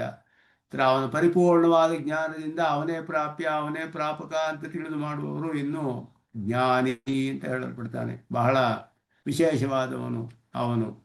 ಆದ್ದರಿಂದ ಅದನ್ನು ಮಾಂ ವೇತ್ತಿ ಅನ್ನೋದುವರೆಗೂ ಒಂದು ಮಾಡಿದ್ವಿ. ತತ್ವತಃ ವೇತ್ತಿ ಅನ್ನೋದನ್ನು ಬೇರೆ ಮಾಡೋದು. ಸಿದ್ಧಿ ಪರ್ಯಂತಂ ಯತಮಾನಾನ ವಾಕ್ಯಭೇದವನ್ನು ಮಾಡ್ತಾರೆ ಅಲ್ಲಿ. ಕಶ್ಚಿನ್ ಮಾಂ ವೇತ್ತಿ ಇತ್ಯತ್ರ ಕಶ್ಚಿದೇವ ವೇತ್ತಿ ನ ದ್ವೌ ಇತಿ ವಿವಕ್ಷ ವ್ಯಾಸ ಭೀಷ್ಮಾದಿ ಅನೇಕ ದರ್ಶನಾತ್ ಅಯುಕ್ತ. ಕಶ್ಚಿತ್ ಅಂದರೆ ಯಾರೋ ಒಬ್ಬ ಅಂತ ಹೇಳಿದ್ರೆ ಒಬ್ಬನೇ ಅಂತ ಅರ್ಥವಲ್ಲ. ಯಾರೋ ಒಬ್ಬ ಅಂತ ಹೇಳಿದ್ರೆ ಒಬ್ಬನೇ ಅಂತ ಹೇಳಿದ್ರೆ ಭೀಷ್ಮನು ಮಾಡಿದ್ದಾನೆ, ವಿದುರನು ಮಾಡಿದ್ದಾನೆ, ವ್ಯಾಸನು ಮಾಡಿದ್ದಾರೆ, ಬೇಕಾದಷ್ಟು ಮಾಡಿದಾರಲ್ಲ ಜನರು. ಒಬ್ಬ ಕಶ್ಚಿತ್ ಅಂತ ಹೇಳಿದ್ರೆ ಒಬ್ಬನೇ ತಾನೇ ಮಾಡಬೇಕು, ಅನೇಕರು ಹೇಗೆ ಮಾಡೋಕ್ಕೆ ಸಾಧ್ಯ? ಅಂದರೆ ಇದರಲ್ಲಿ ಯಾರೋ ಒಬ್ಬ ಅಂದರೆ ವಿಶೇಷವಾದ ಸುಕೃತ ಉಳ್ಳವನು ಅಂತ ಹೇಳ್ತಾರೆ. ಕಶ್ಚಿದ್ ವೇತ್ಯೇವ ಇತಿ ವಿವಕ್ಷಾಚ ಅತ್ರ ನಿರರ್ಥಿಕ ದೌರ್ಲಭ್ಯವಚನ ವಿರುದ್ಧಾಚ. ಯಾರೋ ಒಬ್ಬ ತಿಳಿತಾನೆ ಅಂತಲೂ ಹೇಳೋಕ್ಕಾಗೋದಿಲ್ಲ. ಅದು ಕೂಡ ಕಶ್ಚಿತ್ ವೇತ್ಯೇವ ಅಂತಲೂ ಅರ್ಥ ಮಾಡೋಕ್ಕಾಗಲ್ಲ. ಅದು ಕೂಡ ನಿರರ್ಥವಾಗುತ್ತೆ. ಯಾಕೆಂದರೆ ದೌರ್ಲಭ್ಯವಚನ ವಿರುದ್ಧ. ತಿಳಿತಾನೆ ಒಬ್ಬ ಅಂತ ಹೇಳೋಕ್ಕಾಗೋದಿಲ್ಲ. ಬಹಳ ದುರ್ಲಭ ಅಂತ ಅರ್ಥ. ಅತಃ ಅರ್ಥ ಸ್ವಭಾವಾತ್ ವಕ್ಷ್ಯಮಾಣ ಸಂವಾದಾಚ್ಯ ಫಲಿತಂ ದುರ್ಲಭತ್ವ ಅಭಿಪ್ರಾಯಂ ನ ಕಶ್ಚಿತ್ ಅಂತ ಹೇಳಿ. ಯಾರು ತಿಳಿಯಲ್ಲಪ್ಪ ಇದನ್ನ, ನನಗೆ ಜ್ಞಾನವನ್ನು ಯಾರು ತಿಳಿಯೋರಿಲ್ಲಪ್ಪ ಅಂತ ಹೇಳಿದ. ಬಹಳ ದುರ್ಲಭ, ಬಹಳ ಕಷ್ಟ, ಇದು ಬಹಳ ವಿಶೇಷವಾದ ಜ್ಞಾನ. ಇಂತಹ ಒಂದು ಉತ್ಕೃಷ್ಟವಾದ ಜ್ಞಾನವನ್ನು ನಾನೇ ನಿನಗೆ ಉಪದೇಶ ಮಾಡ್ತಾ ಇದ್ದೇನೆ, ಕೇಳು. ಇನ್ನು ಬಹಳ ಸಾವಧಾನವಾಗಿ ಕಾಳವಾದ ವಿಶೇಷವಾದ ಗಮನವಿಟ್ಟು ಕೇಳು, ಇದನ್ನು ಉಪದೇಶ ಮಾಡ್ತೇನೆ ಅಂತ ಹೇಳಿ ಪರಮಾತ್ಮನು ಆರಂಭಿಸ್ತಾರೆ. ಮುಂದೆ ಅದನ್ನು ಎಲ್ಲ ವಿಶೇಷವಾಗಿ ಹೇಳಿ, ಇದು ಪರ ಪ್ರಕೃತಿ, ಅಪರ ಪ್ರಕೃತಿ, ಎರಡು ಪ್ರಕೃತಿ ಇದೆ, ಅದನ್ನೆಲ್ಲ ಹೇಳಿ ಅದರ ವಿಷಯವನ್ನೆಲ್ಲ ಹೇಳಿ ಎಲ್ಲವೂ ನನಗೆ ವಿಶೇಷಭೂತವಾದದ್ದು ಮೊದಲಾದ ವಿಶೇಷವಾದ ಜ್ಞಾನವನ್ನೆಲ್ಲ ಉಪದೇಶ ಮಾಡ್ತಾನೆ. ಅದನ್ನು ಮುಂದುವರಿಸೋಣ ಅಂತ ಹೇಳಿ ಎಲ್ಲರಿಗೂ ನಮಸ್ಕಾರಗಳು ತಿಳಿಸಿ ನಿಲ್ಲಿಸ್ಕೊಳ್ತೇನೆ. ನಿತ್ಯಮಚ್ಯುತ ಪದಾಂಬುಜೈಕ್ಮರುಕ್ಮಂ ವ್ಯಾಮೋಹತಃ ತರಿತರಾಣಿ ನಾಯಮೇನೆ ಸ್ಮದ್ಗುರೋ ಭಗವತೋಸ್ಯ ದೇಕಸಿಂಧೋ ರಾಮಾನುಜಸ್ಯ ಚರಣಂ ಪ್ರಪದ್ಯೆ. ಕವಿತಾರ್ಕಿಕ ಸಿಂಹಾಯ ಕಲ್ಯಾಣ ಗುಣಶಾಲಿನೇ ಶ್ರೀಮತೆ ವೆಂಕಟೇಶಾಯ ವೇದಾಂತ ಗುರವೇ ನಮಃ. ಶ್ರೀಮತೆ ನಿಗಮಾತ್ಮ ದೇಶಪಾಯ ನಮಃ. ಸರ್ವಂ ಶ್ರೀಕೃಷ್ಣಾರ್ಪಣಮಸ್ತು.